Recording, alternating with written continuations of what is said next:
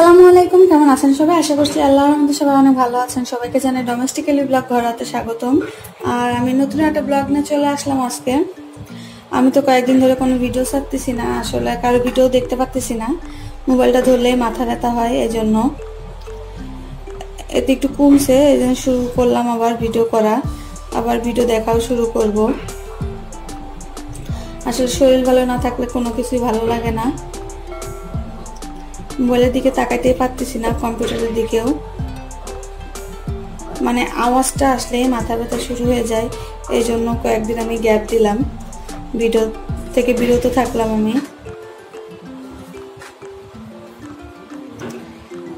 আবার এই তো এখন একটু ভালো লাগতেছে, মানে মোবাইলটা একটু কম দেখছি তো মনে হচ্ছে হালকা হালকা ঠিক হয়ে গেছে, এই জন্য আবার শুরু করলাম।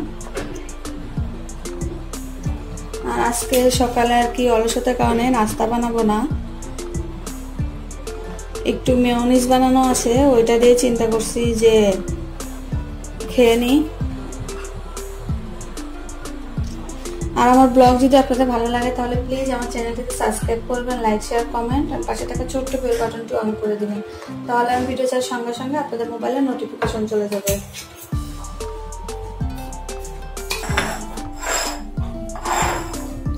এই তো আমাদের শর্টকাট নাস্তা রেডি সকালের।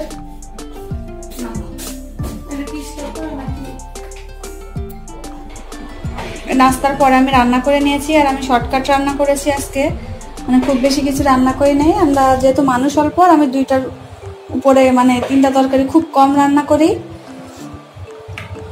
আর আজকে আমি রান্না করছি, এটা হচ্ছে লতি, চিকনটা আর কি। লতি আমি শুটকি মাছ দিয়ে রান্না করেছি।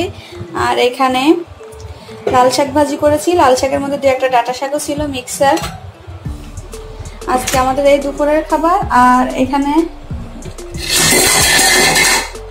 এই তো ভাত রান্না করে নিয়েছি, আর এর মধ্যে আমি কলা সিদ্ধ দিয়েছি ভর্তা করার জন্য। আজকে এটাই খাবার। আর রান্নার পরে সবসময় যেভাবে রান্নাঘরটা পরিষ্কার করে গুছিয়ে নিই, ওইভাবে গুছিয়ে নিয়েছি। এই তো কিছু লেবু কিনা হয়েছিল, এটা ধুয়ে পানি ঝরাতে দিয়েছি এখানে আমি। আর বাহিরে কাজ চলতেছে, শব্দ হচ্ছে অনেক।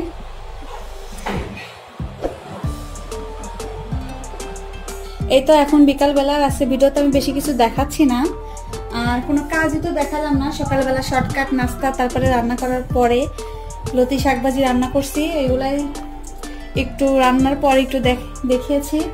আর এখন আমি আমার মেয়ের জন্য, মানে এই কয়েকদিন তো আমি ভিডিও দিই নাই, কারোর ভিডিওটাও দেখি নাই। এর ফাঁকে আমি একটা কাজ করছি, আমার মেয়ের জন্য ঘরে বসে মানে জামা বানিয়েছি আমি ঘরে থাকা কাপড় দিয়ে। জামাগুলো কেমন হয়েছে ওইটা আপনাদেরকে এখন দেখাবো, কমেন্টের মাধ্যমে জানাবেন যে জামাগুলো কেমন হয়েছে দেখতে, আর কেমন হয়েছে জানাবেন নিজে হাতে করা। আমি তো প্রফেশনাল না আসলে, মানে কোনো রকম কাজ করতে পারি।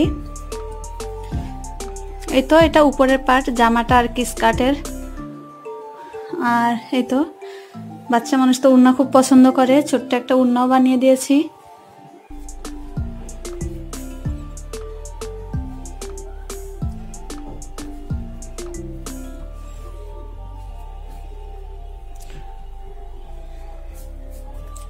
আর এই তো স্কার্টের নিচের অংশটুকু।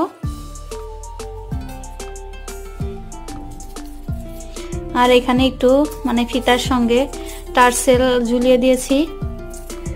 আর এই তো কাপড়ের ভিতরে আমি বাটারফ্লাই কাপড় দিয়ে নিয়েছি, ফস কাপড় হিসাবে ব্যবহার করেছি বাটারফ্লাই কাপড়টা।